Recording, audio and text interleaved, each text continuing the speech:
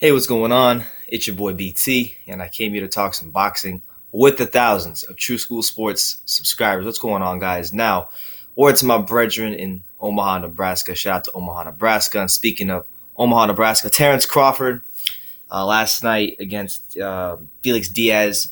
He had what I thought was his most complete performance as a boxer to date. Um, just showing his skill set, pretty much every last part of his skill set, in a very dominant, thorough performance against not just a scrub, well, not a guy who is a scrub, but a guy in Felix Diaz who's a former gold medalist, has beaten some legitimate fighters. Gave Lamont Peterson a tough fight. I thought he beat Lamont Peterson.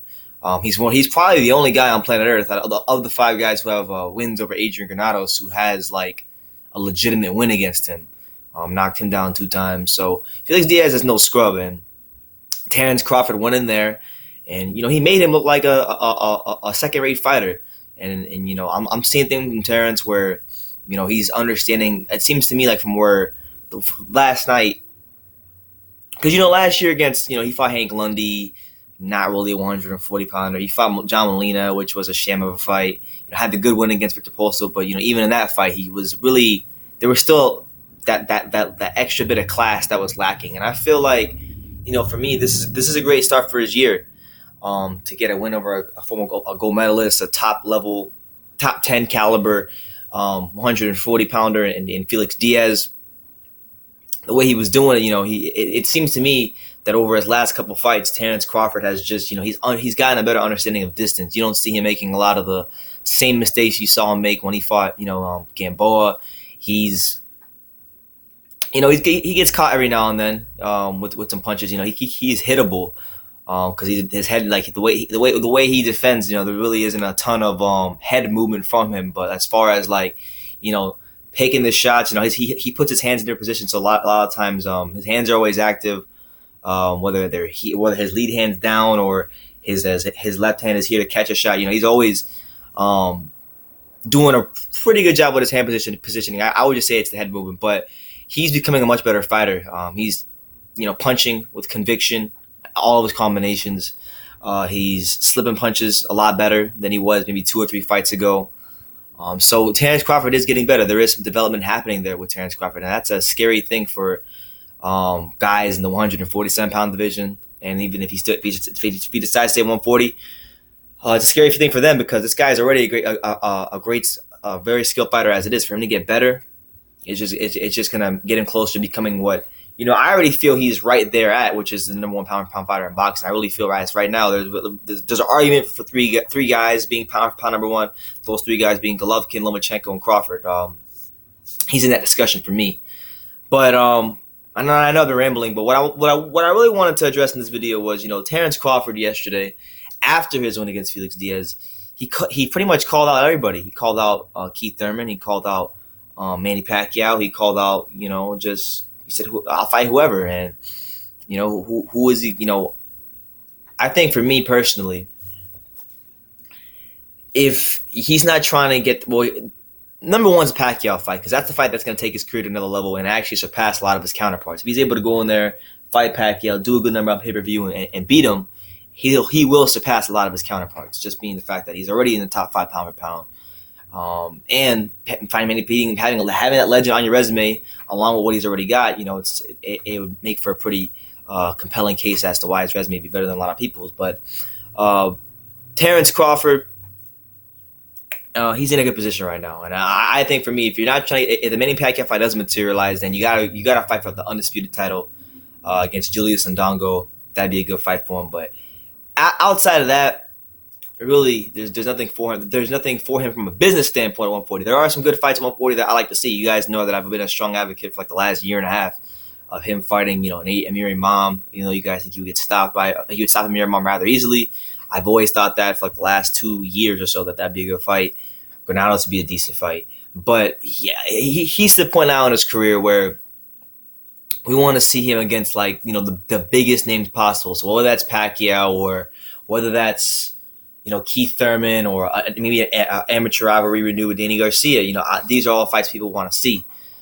So honestly, look, the welterweight division, that's as far as the heavyweight division's popping, and that's what's gonna take boxing to that next level from a popularity standpoint. But as far as 147 goes, that division to me has about as many potential legacy fights as you can possibly get. With the potential of Terence Crawford going up there. It's looking at as early as maybe 2018. I think he could be a welterweight as early as 2018. Looking at him maybe fighting Danny Garcia, Manny Pacquiao, Keith Thurman, Kell Brook could be still there. Earl Spence would be another good one. Sean Porter. There's a lot of good fights there for Terence Crawford and in this welterweight division. And the scary thing for me, because I'm noticing this with him, the longer he stays at 140, obviously he still has to.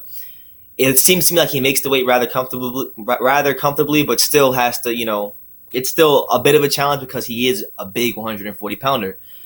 He's carrying, he's punching power is getting better. Like it's actually carrying up. Like, one thing I don't think is going to be a problem for Terence is the fact that when he gets to 147, we will not have to worry about his punching power carrying up because, like I said, he's big for 140. We knew he was killing himself to make 135, and that to me makes him even more dangerous because he already has really good boxing skills. He has the ability to switch stances which is a skill that not many fighters can do effectively because when you're fighting in an orthodox stance, it's hard to really. It's hard for unless you're a really skilled fighter. It's just hard to for your muscle memory if you're switching, if you're jabbing with your left hand, then coming back with your right, and throwing all these different combinations from different angles. It's just different to do that in fight, make the in fight adjustments, and he does it about as seamlessly, more seamlessly than anybody currently in boxing. Max Kellerman even goes as far as to saying that he's probably going to go down as the best switch hitter as far as switching stances as Marvin Hagler. Which I still think that remains to be seen, but he makes those in fights adjustments just like Hagler used to do. So, no matter which top welterweight it is, it's an interesting fight, and the fact that his punching power will carry up to 147 makes him more dangerous, just because the guy. He's able to go in there for a couple rounds, whether it be 1, 2, or 3 rounds. And then by the 6th, 7th, 8th, or 8th round, this dude's just kicking the crap out of you, and he thoroughly enjoys kicking the crap out of his opponents. Like you saw last night, he was pretty much tormenting Felix Diaz. Like it got to the point where he was sticking his tongue out, and it was kind of like humiliating the guy. And Steve Willis, the referee, had to come over and say, "Listen, just fight." And Terence has this mean streak about him, which you really don't see often in boxers. And I know I kind of sound like Max Kellerman right now because these guys said the same thing last night, but it really is true. He does have that to him, and I'm looking forward to seeing what's next for him. Can anybody really beat Terence Crawford? Like, cause there's certain fighters, when they're in their primes, Roy Jones Jr. You had it, with Pacquiao. You had it with Mike Tyson. They had this aura of invincibility to them. And, every night, it's boxing.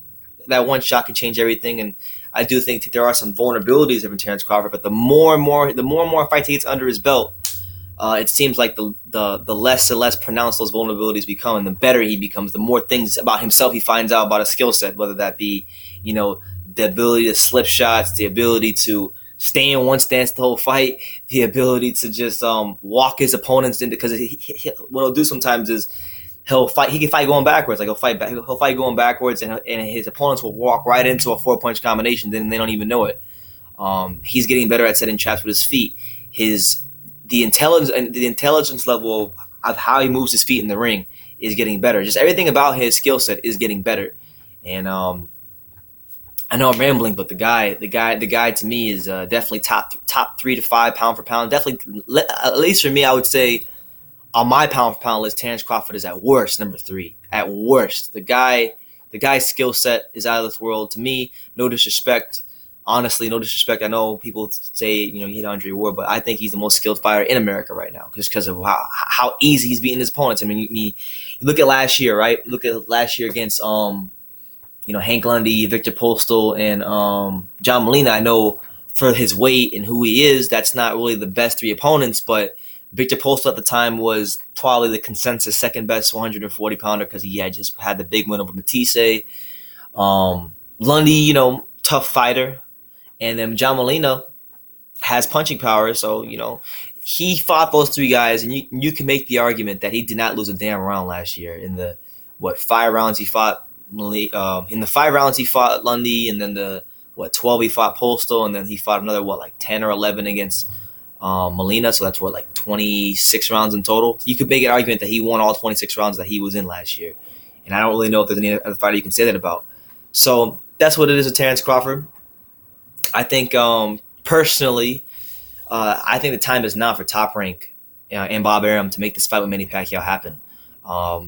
There was a thing not too long ago where they said, where his matchmakers were saying that they weren't comfortable with putting Crawford in with Pacquiao because they thought Pacquiao was still just a little too good for Crawford.